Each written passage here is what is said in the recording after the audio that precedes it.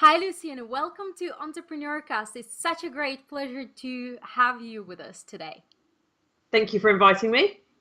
So, Lucy, before we go into the business side of things, tell us a little bit about who are you outside of your business and what do you enjoy doing in your spare time?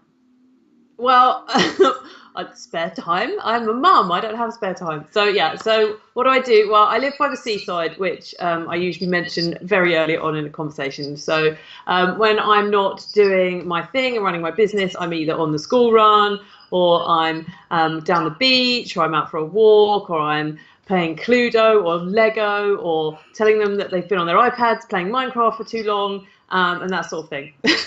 That's what I'm up to when I'm not doing my business. Brilliant. And what is your business about? And what has inspired you to start it in the first place?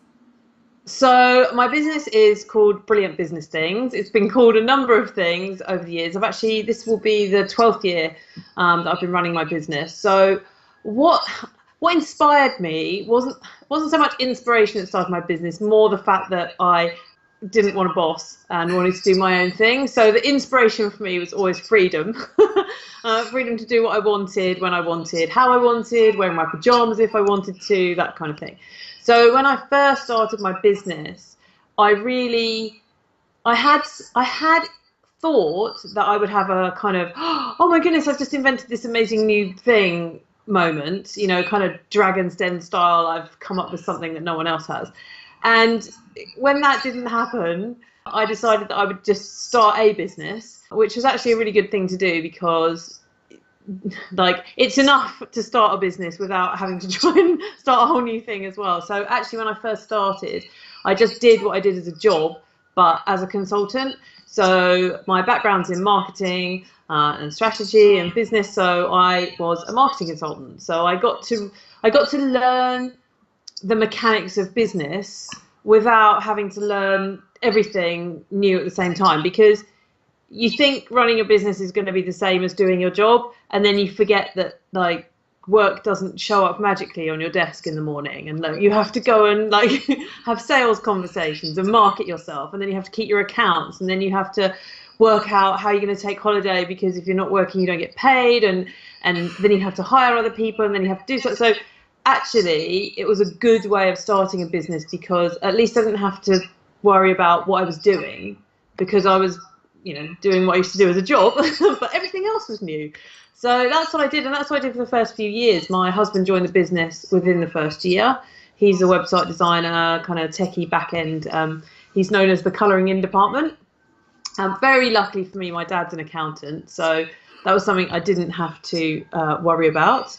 But actually, I'd studied business, so my first degree is in economics and politics, and then I had done an MBA thinking it would be good grounding for running a business. Obviously, turns out it's just lots of case studies and theory, but what it did mean is I did have a good understanding of, making a profit and how to do cash flow and costs and things like that, which I've always taken for granted. But a lot of people, and it surprises me how many people start a business and don't have those fundamentals, just kind of make up prices and just go out and sell things and don't understand mechanics. So actually, I was very lucky when I started my business because by profession, I'd worked in sales and marketing.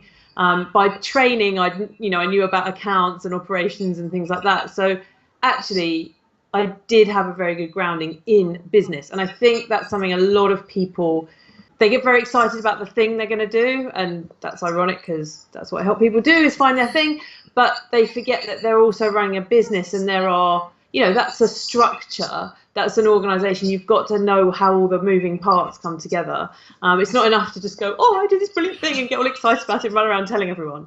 I mean, that is part of it, but that was actually a good way. So the inspiration for me was always, I kind of knew how it all worked, so I kind of wanted to do it myself.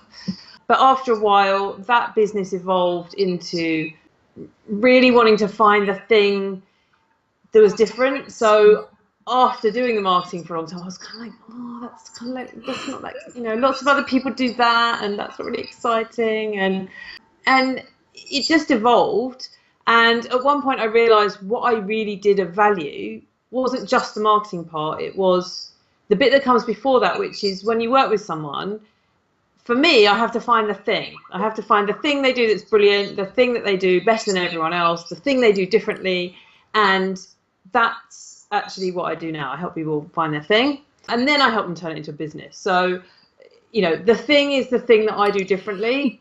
And then the marketing, business strategy, it's kind of, lots of other people do that, but I like to think I do it my way. That's what I do. So yeah, that was a long answer to a short question. Sounds like a lot of fun. So what would you say your normal day looks like?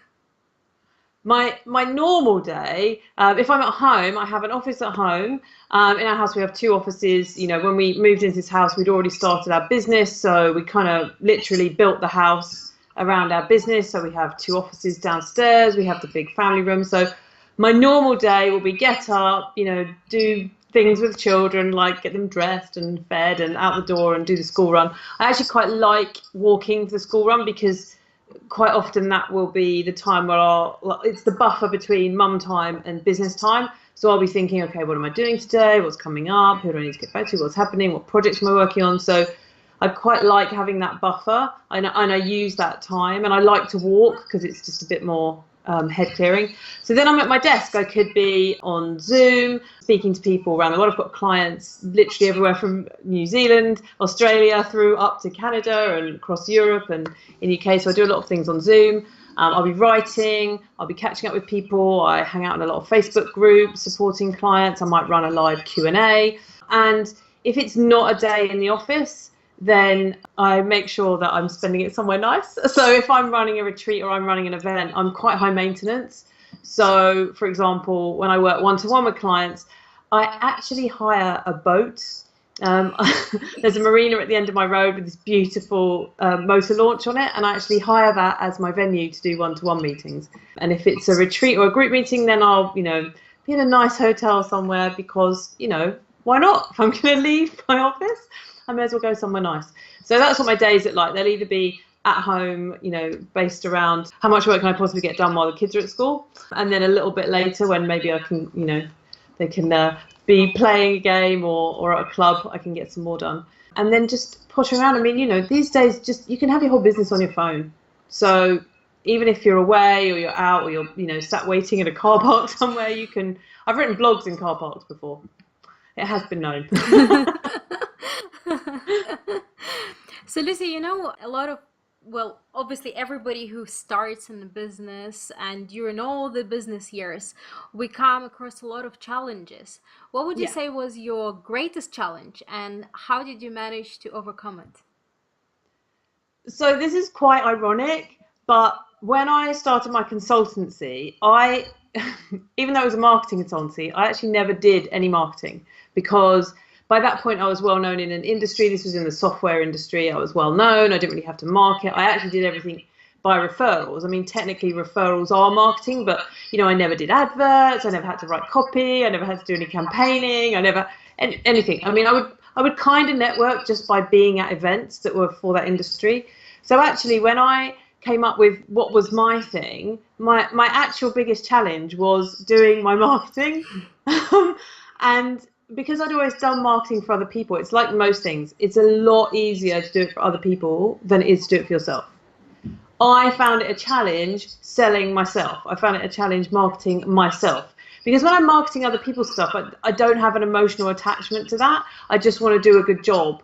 And, I want them to, have a commitment to it and be part of it. But, it wasn't me. It wasn't people looking at me. And what I started doing was very personal branding based marketing. So it would be showing up at events and speaking. It would be my opinions and my ideas. And, I've written my book. I'm just like, that's me. And that was a real challenge because before it had just been about me getting paid to do a job for someone else or for their business or for their project or for their, products. And this was about me. And that was really hard. The irony being, of course, now I help loads of other people help sell themselves and do all that. But it was good. It was something I had to do first because then I knew what it felt like, because marketing has changed a lot because of social media and things like that. Personal branding was not something that existed in, And the couple of decades ago when I started marketing, that wasn't really a thing. I mean, you had celebrities, but personal branding wasn't something that people even, would talk about. And so I'd never really had to do that.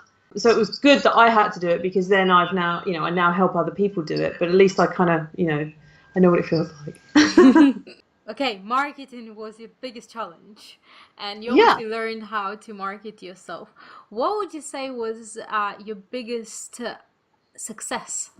My biggest success was, and sometimes I can't quite believe how bad I used to be at this. Now, you've seen me speak in public, you've seen me on stage, I run my own events, I'm doing interviews now, I do this all the time. I have no problems, whether it's 30 people, 300 people, I'll get on the stage and I'll just talk. I don't need notes, I don't need anything. And considering when I did my MBA, when I used to have to do presentations, I was the person who'd be like, holding a bit of paper, like, that thing where you can feel yourself getting more and more red up like this, and then I start, and then your voice goes really weird, and you don't even sound like you, and you're like, and then you're reading, and then you lose your place on the, like, I mean, I wasn't just bad at speaking, I was horrendous. I mean, my voice would go, I'd squeak, I'd get so nervous, I'd be shaking, like, I was and if and I had to read a script, or I'd have to memorize, and then if I lost my place, I would, like, it was awful. And yeah, and that to me has been my biggest kind of result, is that I now speak it's just something that I do. And I mean, I get a little bit nervous. I think it's natural to get a little bit nervous before going on stage, only because I want to do a good job and I want to give great information and share stuff, but I don't freak out like I used to freak out. So for me, that's been the best result I've had, is becoming a confident speaker. And what would you say helped you to have that breakthrough in the speaking? Was it just by doing it over and over again, or was it something else? Kind of, that whole, like, feel the fear and do it anyway. I kind of did that, but with kind of bells on, because I knew I had to do it. I was like, okay, I need to be a speaker. This is obviously the way I'm going to connect with loads of people. It's fine to go networking, but it's a lot easier to be the person at the front of the room, because then you meet everyone. Mm. And, being a mum, I don't want to be necessarily going to networking all the time. I'm thinking, if I'm going to go, like, I might as well meet everyone. So I kind of knew I needed to do speaking. So my first speaking gig, I did 30 people, and generally my second one, 300 people. I was petrified.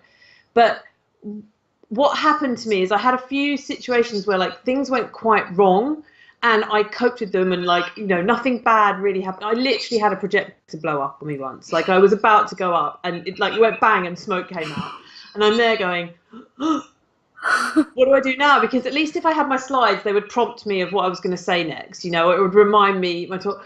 And I think I did that, and I had this moment where I thought, can you do this without the slides? And I thought, I can, because also what I'll do is I'll get permission from the audience. I'll say, hey, you just saw the projector blow up, so I'm just going to refer to my notes. And I thought, they're not going to mind. They're here for the content. They're here for the information. They're going to hear from me. So actually what I did was have a few kind of interesting experiences that actually made me realise that it doesn't have to be perfect. People don't want the slick keynote all the time. Sometimes they do, but they actually just want to hear from you. They want to hear your stories. They're okay if you wave your hands around a lot, which I do. They're okay if you forget something and come back later and go, oh, I just remembered something I wanted to tell you. They actually just want to connect with you as a person who has some great information, know-how, knowledge for them. And it was funny, I was actually talking to someone about this today, about how now, like, I don't do PowerPoints when I run my own events now. I mean, for a few years I've just done, me and maybe a flip chart. Because the thing I've learned most about speaking is to connect with everyone in the room. If you can manage the energy in a room and connect with everyone in the room, then that's the hardest bit done. It's not remembering what you're going to say. It's not having the best slides. It's not standing perfectly and doing the right hand gestures or whatever you're supposed to do. It's, have you connected with the people in that room? And then do you trust yourself enough to say something that's going to help them? And that's it. And once you're okay about that, and you're okay about things going a bit wrong and you coping, and no one dies when that happens, it's like, it's not horrendous. It's like, people don't boo you. I mean, well, it hasn't happened yet. I'm like, it could still happen. But that's how I got good at that. Is I kind of lived through it being bad. I think people expect everything to be perfect. It's like with your business, everything. It's like, people expect their first website to be perfect, or their first webinar to be perfect, or their first speaking gig, or their first, client, or their first product, or everything. They expect it to be perfect. And, if you wait for that, you'll still be waiting. And I think that's the thing. You've got to, I'm not saying do really bad things on purpose. I'm not saying that at all. But I'm not saying sell things that are really rubbish. But what is okay is to, be as good as you can be right now. And next time, of course, it's going to be better. If you're, we all improve, we all evolve, we all get better, even if it's just a better way of explaining something, or a better example, or a better story, or, a refinement to a product, or a better service, or anything. Like, it's always going to get better. So just get started. Yeah. Just get started. That's what most people keep doing, right? They would wait and wait for that perfect moment, which never comes. It's just never perfect. It's never perfect. And also, if you try and over perfect it, then stuff blows up. I had some lovely slides that day when the projector blew up. They were really good. I spent ages on them. So Lucy, there is this really fun question I always like to ask, and everybody has different ways. Where do you come up with your best ideas? So I've learned that I'm a water person. So I need to be around water. So it's very handy that I live by the beach. If I'm having a really grumpy day and I'm like my husband will quite often suggest I go for a walk by the beach, like sometimes handing me my coat and opening the door. So I will either go for a walk on the beach or swimming. If I'm swimming, I have great ideas when I'm swimming. Sitting in a hot tub also works for me. Or even like having a long shower, rather than a 2-minute like cleaning yourself shower, having one where you stand there for an extra 10 minutes, just kind of, ponder. For me, it's water. And in fact, I now have business strategy thinking days by myself where I go to the spa on my own for the day. And I swim and I sit in hot tubs and I sit around in my robe and I take my book and I write things down and I might read a business book and I take my journal, and generally that's where I'll have, there's no phones, I'll be quiet, it's the no distractions. It's for me water, but water and nature kind of is a good combination. And it's just, because the first 10 minutes of, walking or swimming, you'll still be kind of like, marching or just swimming like, front crawl plowing through. And then you might kind of slow down and just, sometimes I have to kind of walk out my overthinking before I can get to my, in fact, it's not even thinking, it's creating the space for the thoughts to come in. That's actually the key for me. It's not, if you thinking too hard never solves a problem. It's the not thinking that allows the thoughts to come in that usually solve the problem. That's what I know. That was very very philosophical. But that's what I know. It's like, the busier you are and the harder you're thinking about trying to solve something, in my experience, the less chance you have of getting the right answer. I'm not suggesting everyone has to go to the spa for the day, but it works for me. But I think that's the key. It's learning what works for you. And actually making the time to do it. Like, it's that whole thing, isn't it, of, there's the I'm sure it's, I don't know whether it's made up, but it's one of those quotes. It's like, if you're really, really busy, someone says, oh, have you meditated today? And you're like, no, I was too busy. And you're like, okay, well, you should meditate. Did you meditate for half an hour? No, I was too busy. Right, we should meditate for 2 hours then. And you're like, what? It's that thing of the busier you are, actually, the more you need to take time out, which is not, it's not the natural way we've been taught to do things. It goes against our whole education of, study harder and work harder and do this. And for me, it's not the answer. I do work hard, but if I need to think or have ideas, then I have to go do the opposite. Lucy, you know how most of us, we have people who inspire us. Yeah. Do you have any personal heroes or people that inspire you? I do, but I'm a reader and I read a lot. So I'm actually inspired by anyone who can write their thoughts. I love to go and hear speakers. And I take different things from everyone. I think it's all about putting everything in context. I think the more you know yourself, the more you can take different pieces from, different individuals. So for example, there are some people in business who, I love to hear what they've got to say, but I also at the same time recognize that they might be younger or single and can do the hustle and run around and work, 20 hours a day, and that's great because they don't have to do the school run and they don't have, they're not old like me and things like that. So, but they have great business advice. And then there are other people who I, really admire because maybe they're in a similar situation to me. Maybe they are a mum as well, and obviously that appeals to me because I'm thinking, okay, how are they managing that? What are they doing? How are they fitting that into their day and their time? So I think it's really important that whoever inspires you, you take from it what you need to fit into your life. And I have been guilty in the past of kind of going, oh, I want to be like this person, and then kind of, right, I'm going to do everything they do, and then, oh my gosh, I want to be like this person, and then I remember that they're not me. And so I don't kind of, there are loads of people's books that I love to read, but I prefer not to say names because I think then people kind of go, oh, shit, I'm going to go read everything they've done.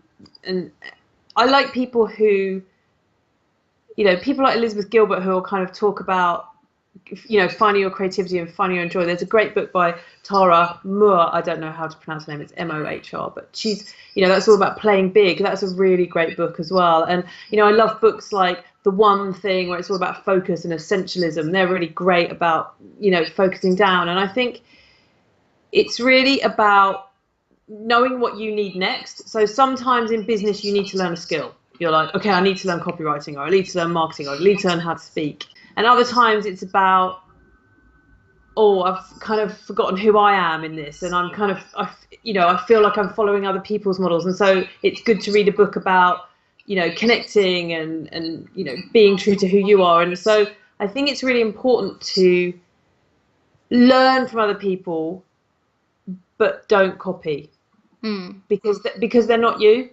Does that make sense? Yeah, it definitely does. Definitely does. So you said you are obviously a reader and you like reading. Did you come across any book that changed your life at some point in life? I kind of read one of those like every week. Usually the next book I read is the one that changes my life because it was the one that gave me the next thing that I needed. There are some great books, and I'm really lucky. Like, a lot of my friends have written great books, and a lot of people I admire. So, I've read things from very, almost woo-woo kind of spiritual, getting in touch with who you are books, through to really focused business books, and, even some of the kind of textbook ones that teach you stuff. So there's always the book that I read next that makes me think, oh, that's the thing that I'm not doing yet, or oh, that's given me a great new insight. So I'm looking past where I'm talking to you, because I'm looking at all my bookshelves going, there's no way I can pick one of those. So yeah, that is a bit of a cop out. And also a cheesy answer is also the books you write yourself. So I mean, I've written a couple of books. The first book I wrote made me realize what that book about wasn't my thing. And that then helped me on my journey to writing the book about my thing. And writing your own book, people tend to write their own book in two different scenarios. Some people write it because it's the first time they've ever gathered all their thoughts in one place. They've been maybe having these conversations and doing, working with clients, putting things together, but they've never kind of gone, and this is all my thinking. And they work that out while they're writing. And so it's a really great process. And then other people, and I was actually one of these, write their book because they've already brought everything together and they've been teaching it and doing it, and they think, actually, I need to almost document this, and I need it to get out to more people. So, my book's now, hang on, this is the weird one where it's like all backwards, like it's my Japanese copy. I have no clue whether it's correct or not, but like it looks amazing. Right? My book's now in Japanese. It's been translated into Arabic.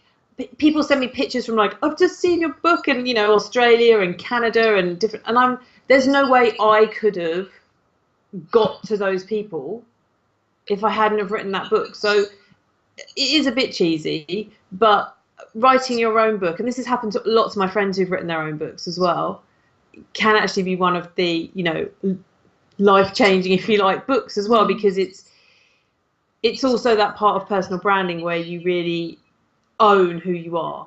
Because I'm such a book person, and I'm, I grew up pre-internet. I know I don't look old, but books are still very kind of, they're really important to me, and they're very, beautiful, and they're very personal. It's just you reading that book, and it's a very personal relationship. When you read, it's just you and that author. It's almost like you're having a conversation with them, and they're in your head. It can be a really big thing to publish. So I think as a kind of, almost like a personal development piece, as part of your business, to print your work, even just sharing your story on social media, or writing a blog, or anything where you publish your thoughts, your opinions, your stories, anything, I think, it's a big step, and it helps you share who you are. So I think that they're actually, anyone who writes a book or writes or publishes anything, I think it's quite life-changing.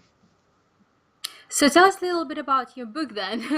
What's Yeah, I happening did plug it for that reason. So my book is just, it takes people through my way of working. So it's about finding your thing, first and foremost, what you do that's brilliant, what you do that no one else does the way you do it. And then it's about how you build that into a business, how you get paid for doing what you do that's brilliant, which sounds really obvious, but so many of us wrap up what we do that's brilliant and get people to pay us for either a small part of it or for something we do after that. So I used to get paid just for marketing, but now I get paid for the thing finding and the messaging and what to call it and how to package it up, and then the marketing part of it. And it's really about recognizing what you do that's brilliant, which is often very hard because most people do it automatically, and it's just become their common sense. And once you become really good at something and you find it really easy, you make the assumption that everyone else finds it as easy as you.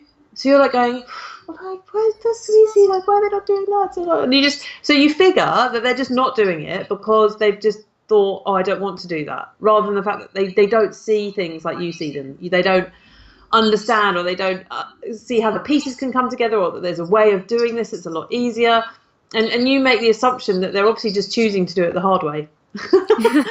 So, and we do that though, we do it all the time. You just go, oh, that's so obvious, why are they not doing that? They obviously just don't want to do it that way. Okay, fine, I'll leave them to it. But so many of us are so good at something that we completely overlook it, and most of the time attach very little value to it because we find it really, really easy. We almost feel uncomfortable charging for it. We almost feel like, oh gosh, I almost feel like I'm cheating that person by that takes me 5 minutes. I just see it straight away. I just understand it, or I can just teach that, or it's obvious what that is, or what to say, or how to market that, or how to build this. It's just obvious. And so you think, oh, I can't really charge them for that. I mean, it took me 5 minutes. I mean, it might take you longer than 5 minutes, but it feels easy. And somewhere along the line, we've been kind of trained that we should work hard. And often we have fun doing it, and we think if we have fun, we can't charge for it. Oh my God. None of this, going and spending the day on a fancy boat helping people with their business. I mean, that just sounds like way too much fun. Or, in a nice fancy hotel with a spa and, lovely food. I mean, how can that be work? And then so many of us, won't go there because we feel we need to only get paid for the slog and the hard work, and that's something that we've all been educated to, be like. And it does almost seem like cheating. It does almost. I mean, don't get me wrong. I still have to do my accounts and do some admin and filing sometimes. Although obviously you can pay people to do that, but it's about finding the thing you do so brilliantly that actually you would do it all day, every day, even if you weren't paid for it, because that's how much you like it. So it's not necessarily about finding your passion. Sometimes it's people's passion, sometimes it's their hobby, sometimes it's a sport they love or a pastime or something they like to do, and sometimes it's just something that everyone comes to them for already. Everyone, people naturally come to you as the person to teach that, or to show them how, or to do things in a different way, and get paid for it. People are already coming to you for your thing, and sometimes you just don't notice that. So so that's what I help people do. I find things. It's not a very intellectual way of talking about what I do, but that's what I do. People always know what I'm talking about. If they, when I talk to people, they either know if they're doing their thing or not. And I always describe it as you know you're not doing your thing if when you go to work, you feel like you put on a uniform. It might not be an actual, I mean, obviously it might be an actual uniform, you know, you might work somewhere you actually have to put on a uniform, but if you're physically, or you just feel like you're putting on a different outfit or a persona or having to be someone else, then you're probably not doing your thing, because the thing is what you do naturally, and it's just you showing up, being brilliant, and how to turn that into your business, really. But the business side of thing is what I really love. Like the things, the kind of fun, you know, hooky, interesting bit on you know, the front of the business. It's like what I put in the window. But actually, when you come in the shop, it's, you know, business strategy, marketing, packaging, pricing, promotion, all that kind of good stuff. Because I love business, I really do. Which is weird for some people, but I love it. So Lucy, we always like to give back to the audience as much as we can. So could you share with us your top tips and strategies for the listener today? Okay. Well, the first one's going to be find your thing. I can't, that would be wrong of me not to have that as my first one. So look really closely at what you find really easy or what really annoys you. That's the two sides of the same coin of finding your thing. There's something you find really, really easy that you probably have filed under common sense that you can unpick and get paid for. Or there's something that really annoys you, and the reason it annoys you is because you know that there's an easier way to do it. Hence, when you see it happening, you know, maybe in your industry, or, you know, just where you work, or something that you just, it frustrates you because you know you can do it better. So first thing would be to find your thing, because that will make you enjoy your business so much more. It'll make your business easier. You'll be able to talk about it. It has immense value to people, and it just helps everything to flow. So yeah, number one tip would be find your thing. I can't not do that. Okay, the second one would be to kind of always be marketing. Always recognize that every conversation you have is marketing. Every time you show up somewhere is marketing. Everything you say, everything you do. I mean, not, you know, don't get paranoid about this, but more flip it to that every conversation you have is an opportunity to find out about that person, or what they know, or who they know, you know, get feedback from them. You don't know who people know. Don't always have conversations in a business context. You know how sometimes you save certain outfits for best, or the best china, or like, and so some people kind of save their, I'm going to talk about what I do, business talk, for like best. So they'll only talk about it at networking, or they'll only talk about it if, you know, they're on an interview, or they'll just talk about it. Like, you know, I mean, maybe not in a stalkery weird way, like, you know, the person next to you on the tube or something. That's a bit weird.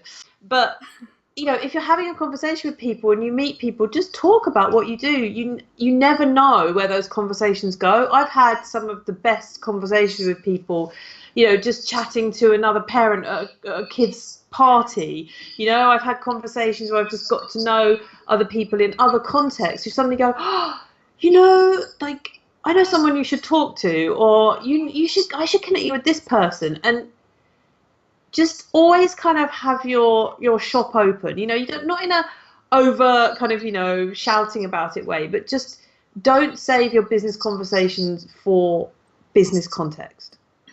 That's a big mistake, because the world's a big place, and there are lots of interesting people having lots of interesting conversations all the time.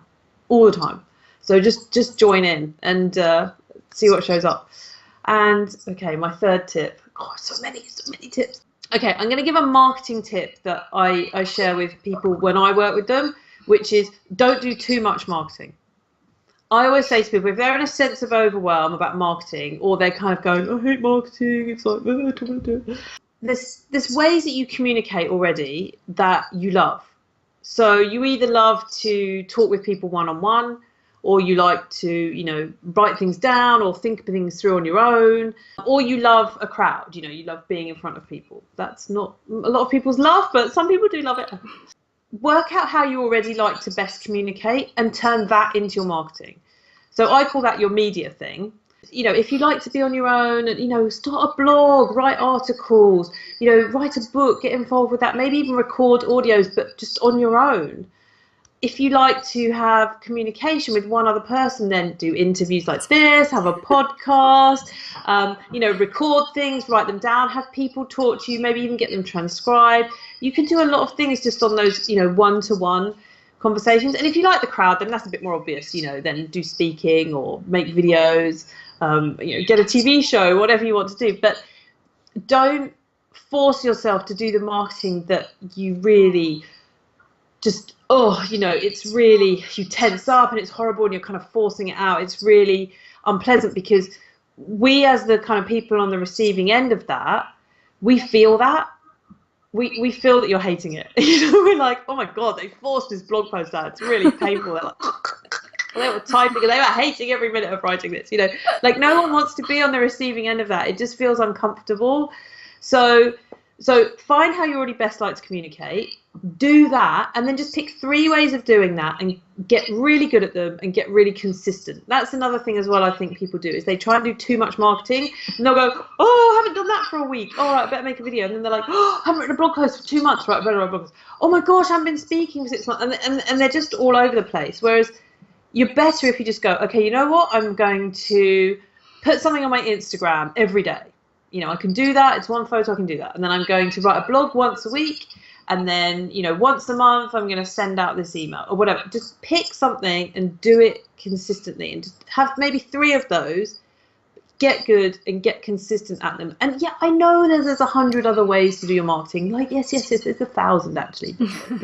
But just don't worry about them, because it's as long as you're doing marketing that is where your ideal clients hang out already. Obviously, don't go and do something where they're not there. So there's no point writing a blog if, none of them read anything, but, and they're all on social media.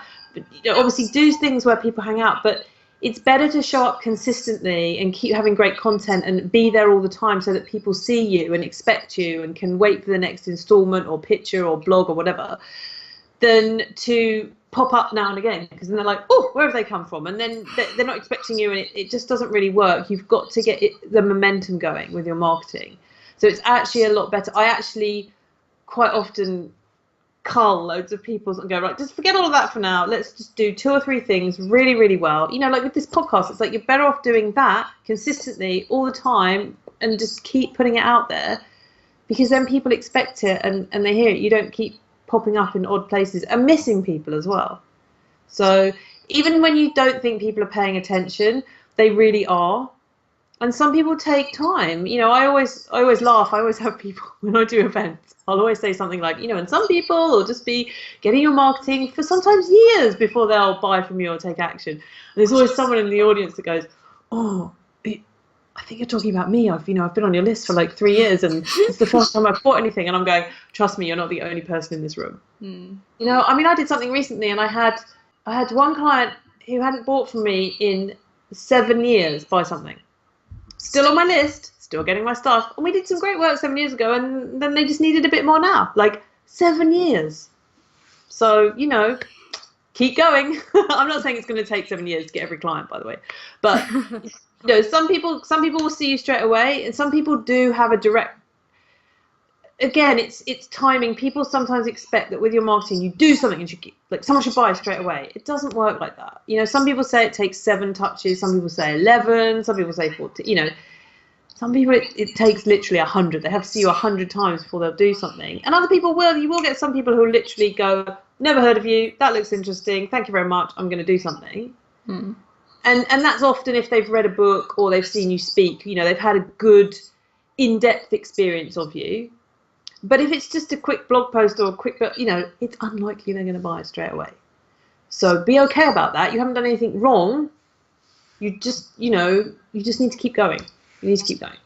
So there you go. That's kind of a long tip with about 5 tips within a tip. But, I'm not good at being succinct. I've got lots to say. Thank you for that, Lucy. That's great. In your 12 years of running business, did you come across any resources that you could share with us?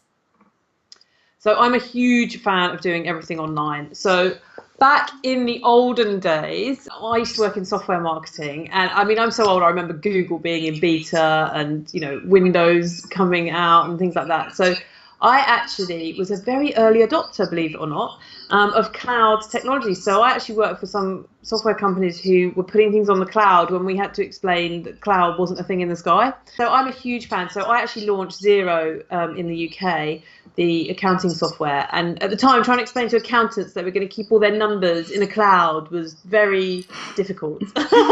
So, so this is the background I've come from. So because that was my normal, because I was used to that technology, I pretty much run my whole business in the cloud. So my dad's actually my accountant. He does all my accounts on Xero on his iPhone, wherever he happens to be in the world, because he's always on holiday.